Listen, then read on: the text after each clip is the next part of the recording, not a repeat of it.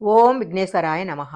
శ్రీమద్ రామాయణము సుందరాకాండ మొదటి అధ్యాయము. సుందరే సుందరో రామ, సుందరే సుందరీ కథ, సుందరే సుందరీ సీత, సుందరే సుందరం వనం, సుందరే సుందరం కావ్యం, సుందరే సుందరం కపి, సుందరే సుందరం మంత్రం, సుందరే కిం న సుందరం. పెద్దలైన వారు సుందరాకాండ గురించి ఈ మాట అన్నారు. ఇది వాల్మీకి మహర్షి రచించిన శ్లోకం కాదు. రాముడు సుందరాతి సుందరుడు. సీతమ్మ గురించి చెప్పాల్సిన పనే లేదు. ఆత్మదర్శనం చేసిన యోగి స్వరూపుడైన సౌందర్యరాశి హనుమంతుడు. అశోకవనమంతా సౌందర్యము, లంకాపట్టణం సౌందర్యము, మంత్రం సౌందర్యము. మరి ఈ సుందరాకాండలో సుందరం కానిది ఏమున్నది? సుందరాకాండ తత్తుతో ప్రారంభమై తత్తో ముగుస్తుంది. తత్ అంటే పరబ్రహ్మము.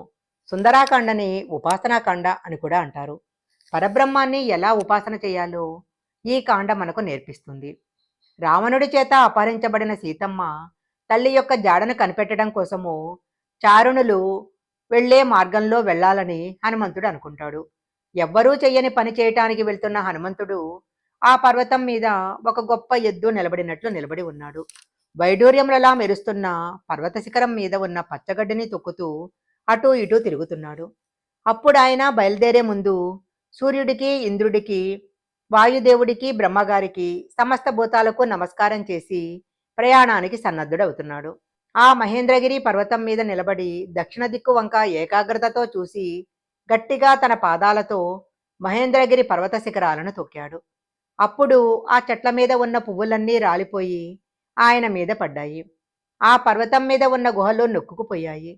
హనుమంతుడు తన పాదాలతో ఇంకా గట్టిగా ఆ పర్వతాన్ని తొక్కారు. అప్పుడు ఎన్నాళ్ల నుంచో ఆ పర్వతం మీద కలుగులలో ఉన్న పాములు కలుగు నొక్కుకుపోతుందని బయటికి వచ్చేలోపే ఆ కలుగు నొక్కుకుపోయింది.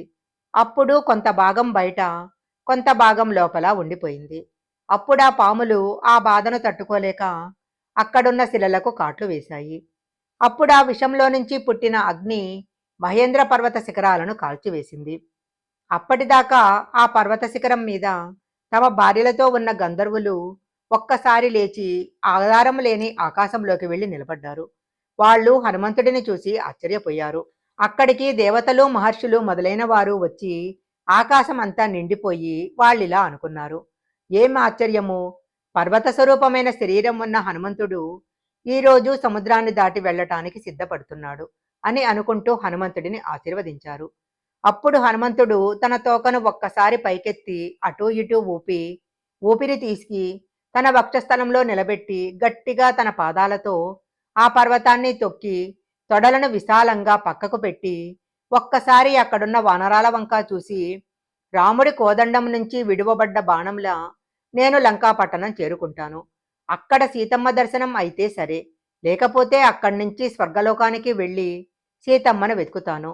ఒకవేళ సీతమ్మ నాకు స్వర్గలోకంలో కనపడకపోతే అదే వేగంతో లంకకు తిరిగొచ్చి రావణాసురుడిని బంధించి రాముడి పాదాలకు సమర్పిస్తాను అని ప్రతిజ్ఞ చేసి తన పాదాలను పైకెత్తి పర్వతం మీద నుంచి బయలుదేరాడు.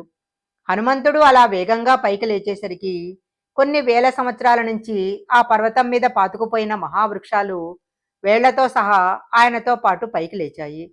ఆకాశంలో వెళుతున్న హనుమంతుడి మీద ఆ చెట్లన్నీ పుష్పాలను కురిపించాయి. తేలికైన చెట్లు చాలా దూరం వెళ్ళాయి. బరువైన చెట్లు ముందుగానే పడిపోయాయి. అలా వెళ్ళిపోతున్న హనుమంతుడిని చూసిన వారికి ఈయన ఆకాశాన్ని తాగుతున్నాడా, సముద్రాన్ని తాగుతున్నాడా అనే అనుమానం వచ్చింది. పసుపు పచ్చని కళ్ళతో హనుమంతుడు మెరిసిపోతున్నాడు. ఎర్రటి నోరుతో సూర్యమండలం వెలిగిపోతున్నట్లు ఆయన ముఖం వెలిగిపోతుంది. ఆయన తొడల వేగానికి సముద్రాన్ని చాప చుట్టినట్లు చుట్టి పైకెత్తేశాడు. అప్పుడు ఆ నీళ్లలో ఉన్న తిమింగళాలు, తాబేళ్లు, చాపలు, రాక్షసులు పైకి కనపడ్డారు. హనుమంతుడు ఒక్కొక్కసారి మేఘాలలోకి వెళ్ళిపోయి మళ్ళీ బయటికి వస్తూ ముందుకు వెళ్తున్నాడు.